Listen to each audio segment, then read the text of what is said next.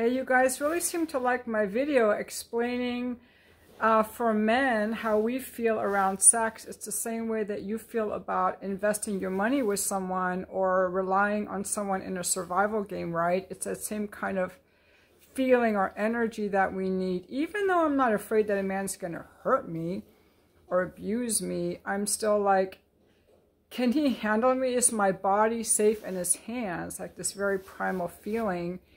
And I want to give you some examples of things that men do that are turn-offs to that. And a lot of guys don't realize, you know, like when you contact a woman and you're indecisive, that's a lack of competence. How can I feel safe with a guy who doesn't know what he wants, who is indecisive? In the case of my sugar baby ads, hasn't even read the ad. Like, or in a guy who's going through a dating app just swiping on everyone. He's impulsive. He's not selective. He's not decisive. He's lacking purpose and direction. So no safety there. No safety. A man who's selective is not going to swipe on just anyone. So how can I trust a guy who's all over the place?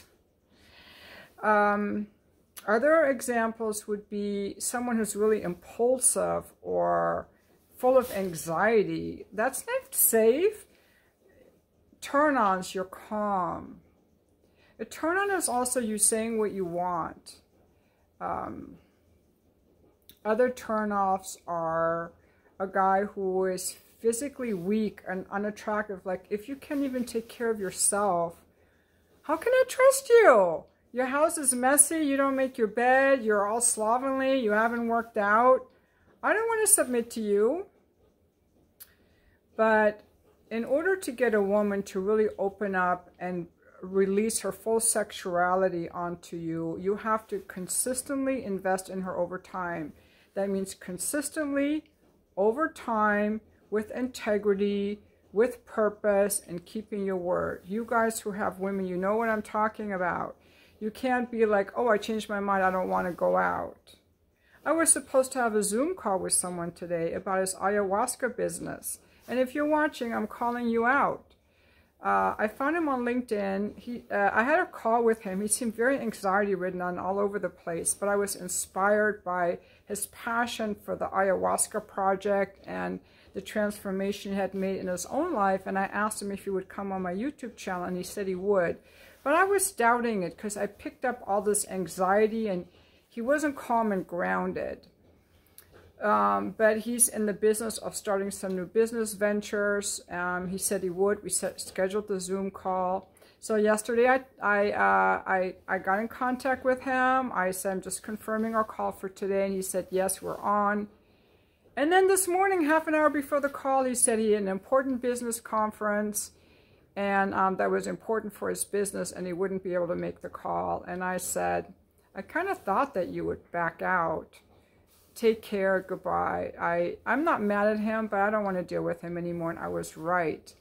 Now, a man that would have, if really something had come up, he would have said, you know, Shahrzad, something's come up. Can we reschedule for 4? Or can we reschedule for 5? Or can we reschedule for tomorrow too? But he didn't do that. He was a flake.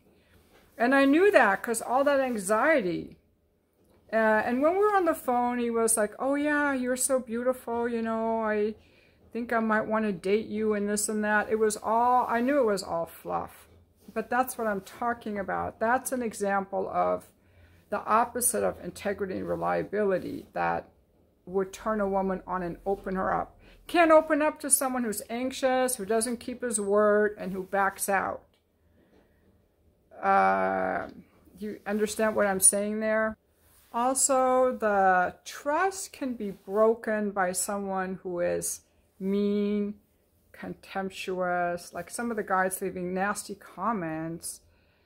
Like, if you're that angry at women, we're not going to trust you with our body, okay? So these incels have already lost out.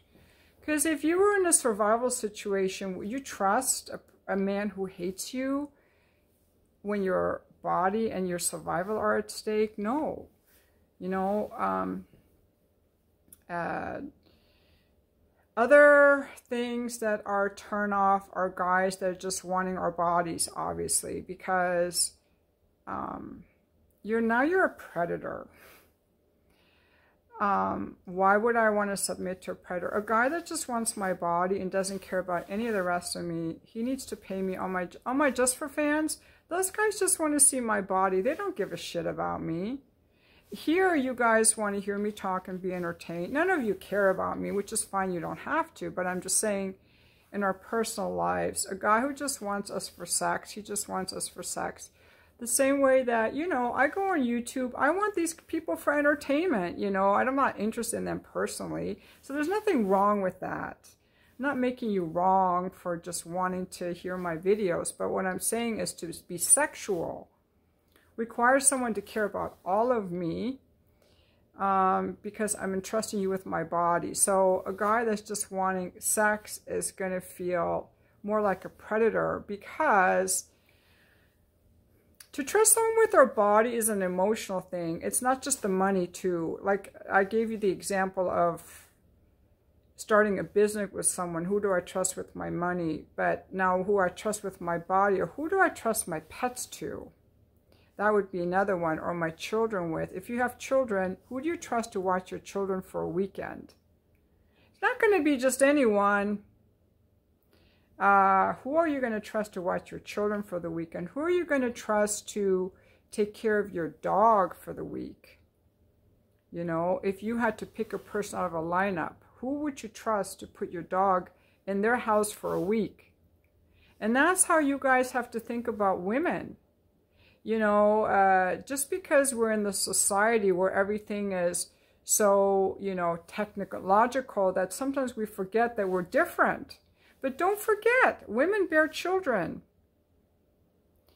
And a lot of women are on birth control, which has put them out of touch with their feminine energy and their arousal. That's why they like feminized men. And maybe that is the reason so many women don't want children, because the birth control has changed them. I do not get women who don't want children. I think, with all due respect, I won't even say it. I'm just a family person, okay? I love kids.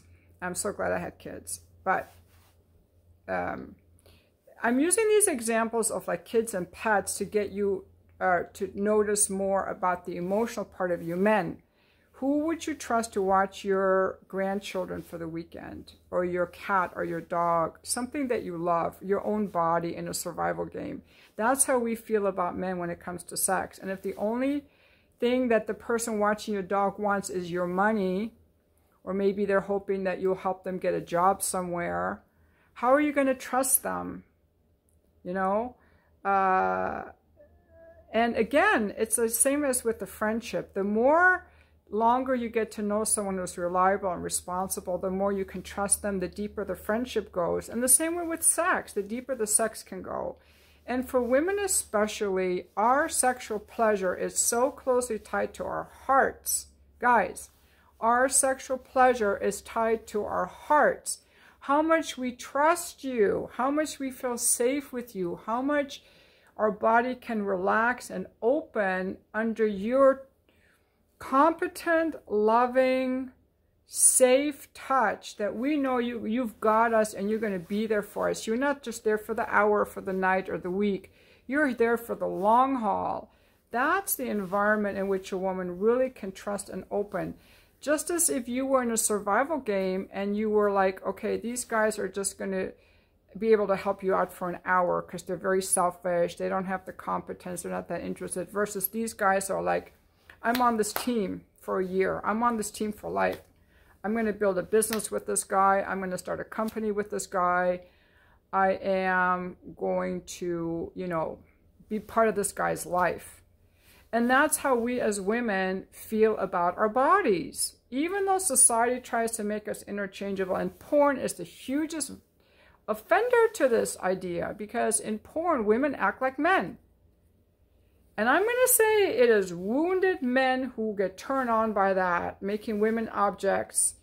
Because it's not even how real women are. It's a fantasy how women are. It's a fantasy of a woman who likes to fuck like a man. Well, there's no woman who likes to fuck like a man, because there's no man who's going to invest in your business like a beach bum.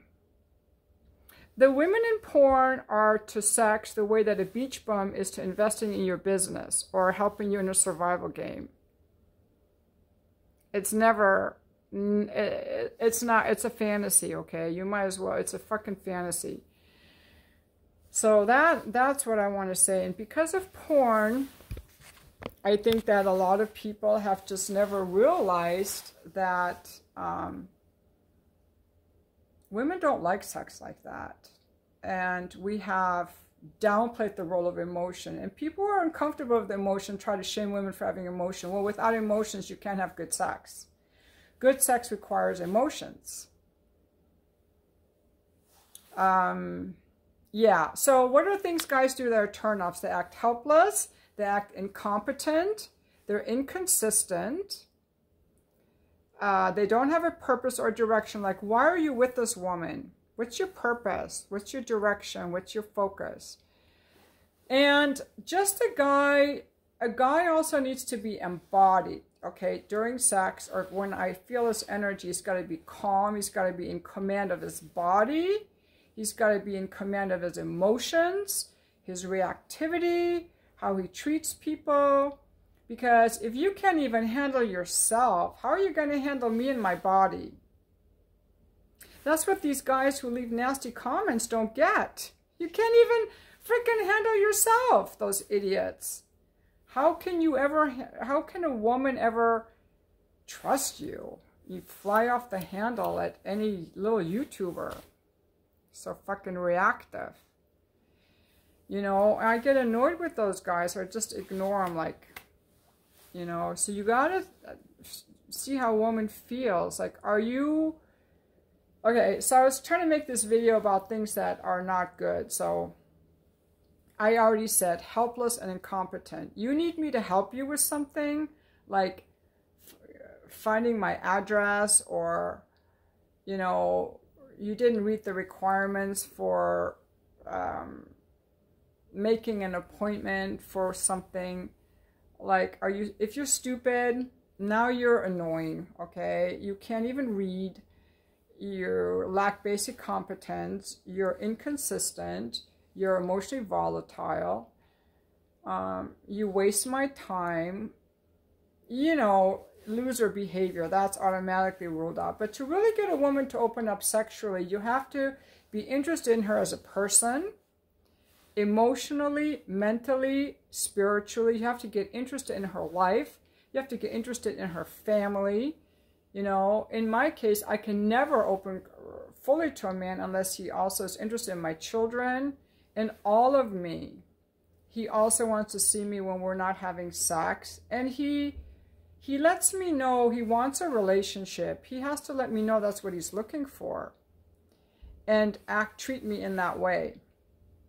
You know, and then I can gradually learn to trust him over time. I do not think that it's these women that just come over and fuck you and ride your dick and leave. That's not a natural way. A natural way, people build trust gradually over time, because we don't know how trustworthy and safe you are until we get to know you. But there are instant turnoffs that guys do.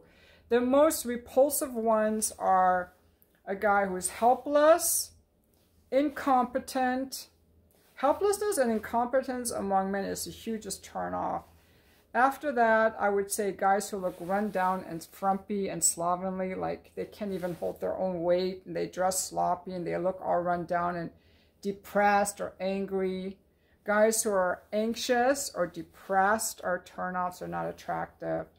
If you can't even handle your own life, how can I trust you with my body? Okay, that's it. Okay. But I hope that other women will add on in the comments. I want us to really start thinking about what are the qualities of a man, because it's not about the height, it's not about the money, it's not about the muscles, okay? I didn't even mention any of that. It's more about who you are internally and how you treat women. Do you keep your own word? Can you rely on yourself? You know, if you say you're going to get up early, do you actually get up early? There's nothing greater than a man who's in command of himself, who's calm and in touch with the sexual energy. And that's another thing. I don't trust guys who hide their sexual energy, because now you're just weird and you're phony. So you got to be like honest and own who you are. But I would say guys like that are very rare to find. I meet a lot of men. I meet some really great men, but men to whom I really want to submit, well, they would have to pursue me for a relationship, honestly, because it's going to be very limited in these short-term encounters. People are like, what short-term encounters? What do you mean you're a sugar baby? What's the difference between a sugar baby and escort? I'm not here to talk about any of that. The only reason I ever bring that up is to let you guys know that I am sexually active, and I'm speaking from experience. And I'm not a prude, and I like men, and I am sexually active with a few men. So that's the only reason I bring it up. I'm not going to go into any more detail here on that. But I think the context of this is important. I'm not celibate. And yeah. And I use my experience with men to help me improve. And, you know, it's kind of a feedback loop. And to let you know also, I think it's important that there are men who like me and enjoy my company, even though they're younger. For all those guys who are like, nobody likes an old, fat, a prude old woman or whatever. But there's the amount. I think that for men, the sex can be just as good, whether it's a one-night stand or a woman he's in love with. Although if he's in love with the woman, he may feel more emotionally, of course. But sexually, it's going to be the same for a guy. Whether he comes or not, how hard he gets, is really irrelevant to the guy. But for a woman, it makes a huge difference. How aroused she gets, how wet she gets, how engorged she gets. Is very directly related to how much she trusts him and feels loved by him. And that's only possible in a relationship. So if you want to experience, you know, a woman's sexuality, you have to find a woman who is emotionally open and who trusts you, you know, with her body. And you have to be a man who other men trust with their bodies too. I think a test for a man would be, am I a man that other men trust with their lives? That not necessarily that you would have to fight off a fighter, but that they could count on you. You know, are you a man that your friends can count on? If they need you to see them in the hospital, or they need you to drive them somewhere, or, you know, they need you to come over and cook for them for a week because they're sick, or talk to you, or I don't know what men need men for. I'm just making stuff up on the fly. But would you be there for your friends? Are people going to say, yeah, we can count on that guy? He's reliable. He cares about people. He's not a pushover. We can count on this guy. He cares about people. That's the kind of guy that women want. I can count on you and you care about me. That's kind of the basic crutch. And when you're helpless, I can't count on you. When you're full of anxiety and reactive, I can't count on you, and you don't care about people. If you don't keep your word, if you're all anxious, if you're an alcoholic or a drug addict, you know, I mean, if you're out of work, that doesn't count against you. If you're looking for another job, anyone can have a set of bad circumstances. But I will tell you, the biggest turnoff to me are men who are incompetent. And I don't think they understand why it's so upsetting to me. Because when a man contacts me, I'm expecting an individual, a solid individual who stands for something. And some of these guys don't. And then I just feel so repulsed. And that's probably a biological, evolutionary thing. And once I feel repulsed, I don't even want to deal with these guys. You know, even guys who contact me on my LinkedIn, they want to connect with me. Okay, I'll connect with you. And then they start asking me personal questions or, you know, want to know if I ever come to their city so they could meet me. Like, what is wrong with you? You want to meet me? You should come here and figure it out. You know, just wishy-washy, limpy behavior. To me, it's a repulsive feeling. Like, you know, he looks like a man, but he's like this putty little wormy thing that I just gotta flick off of me. That's how my whole body feels. And I'm trying to be nice. I'm trying not to be reactive, but I'm like, I just feel so repulsed by your incompetence. You know? I don't think men get that. That's why I just really want to make this video, because guys contact me all the time over whatever various ways that they can. And the majority of them are incompetent and helpless and frankly repulsive. Like, don't call me, hey babe. I have a name. Just bullshit like that. And I don't want to submit to a guy who's full of shit. So that's it. I hope this video was helpful. I am working on a new book, and what I thought I should do is take some of these videos and make it into the book, because I think that would be good material. But someone also had suggested that I take some of the clips, highlights, and make them into little clips because they're shorter for people to watch. I think that's a good idea. I think I could also add chapters to my videos, although sometimes I kind of go all over the place. Those are all really good ideas. But I am more like, I make this YouTube channel for fun. I don't accept any sponsors. People have contacted me to promote their brands. I just ignore all that stuff because I am committed to this channel just being about my self-expression. And I do not want to be tainted by trying to make money off the ads or off the sponsors. And that would sidetrack me. Plus, it's not fun to edit. I do not like editing anything. I love making content, but I hate the editing. So why would I want to edit these videos down to clips? That would just not be fun.